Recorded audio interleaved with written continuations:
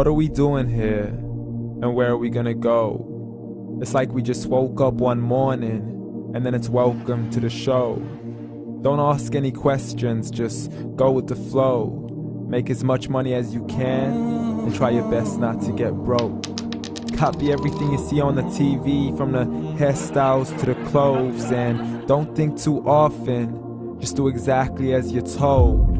And if you ever get confused, then just turn towards the alcohol.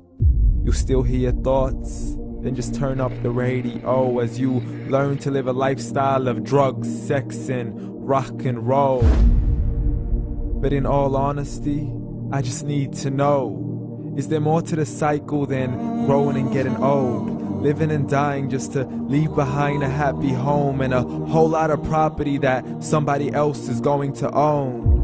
I just really need to know before the casket's closed, 'cause I'm not willing to gamble with my soul, nor am I ready to take any chances. These are just simple life questions, and I'm just searching for some answers. Like, what are we doing here? And what is our purpose? How did we get here, and who made us so perfect? And what happens once we go, or is this world all really worth it? Questions we don't answer because apparently we don't really have to. There's no purpose to this life and our existence is merely natural. Then in that case, please let me ask you, did you create yourself, or was it somebody else who had fashioned you? 'Cause you're a being that's impeccable, faultless and unparalleled. You're a product of supreme intelligence, and I'm merely being rational. For there isn't a camera on this earth that can come close to the human eye, nor a computer that can compete alongside the human mind. And if the whole world was to come together, we wouldn't be able to create a single fly. So many signs, yet we still deny. As science tries to justify that all this could come from none, when it's a simple sum. 0 plus 0 plus 0 cannot possibly ever give you 1.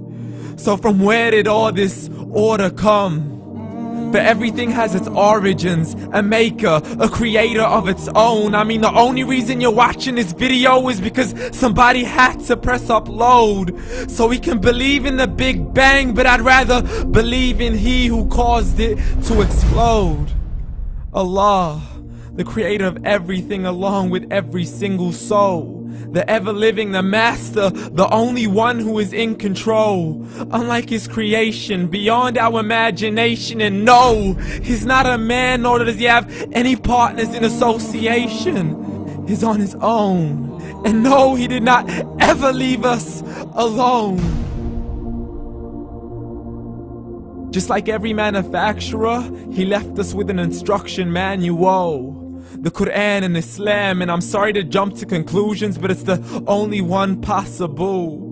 The only definition of God is the one and only supreme being. It's logical, a book with 0 contradictions, with miracles that are both scientific and historical, all revealed over 1400 years ago.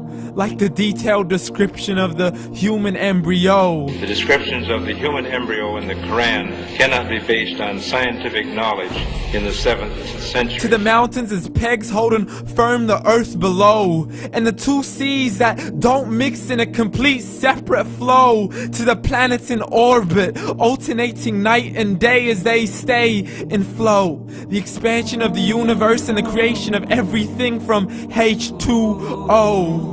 To the stories of the past and the preservation of Pharaoh. To identifying the lowest point in the land where Persia defeated Rome.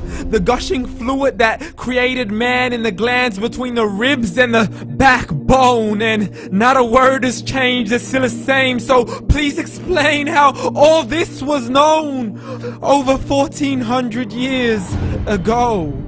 To a man who couldn't read or write, as he would recite whatever the angels spoke. And if you still don't believe, please try to come up with something that's even close. But you can't, so we took God as a mockery and his messengers as a joke. Muhammad could not read or write.